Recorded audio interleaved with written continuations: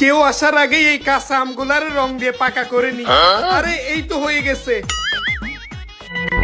আরে ভাই আপনি কি করতেছেন এগুলা? আরে বেটা চুপ কর, আজকে ঢাকা থেকে বিশাল এক ব্যাপারী আসবে, আমার বাগানে যত আম আছে না সবগুলা কিনে নিবে, কিন্তু কাঁচা আম তো কিনবে না, সেজন্য কালার দিয়ে পাকা আমের মতো করে দিচ্ছি আমগুলা। আরে ভাই থামেন তো থামেন, ওই যে দেখেন তো কে জানি আসতেছে মনে হয়। আরে ওরাই তো ব্যাপারী, ধর ধর, এটা ওইদিকে সরা, ওইদিকে সরা। হ্যাঁ, হ্যাঁ। আরে দেখে ফেলবে, তাড়াতাড়ি আয়। চলেন ভাই চলেন। আসসালামু আলাইকুম স্যার। ওয়ালাইকুম আসসালাম। এই বাগানের মালিক কে? স্যার এই বাগানের মালিক আমি। ও তুমি, তাহলে তোমার সাথেই আমার কথা হয়েছিল? জি স্যার, আপনি তো আমার বাগানের আম কিনবেন বলেছিলেন। তুমি তো বলছিলে বাগানের সব আম পেকে গেছে, কিন্তু এদিক দিয়ে আসার সময় দেখতেছি সব আম কাঁচা। আমি তো আর কাঁচা আম কিনবো না। ইয়ে মানি স্যার, ওই পাশের বাগানটা আমার না, আমার বাগানটা এদিকে। তো চলেন আপনারা দেখাচ্ছি, আমার বাগানে সবগুলো আমি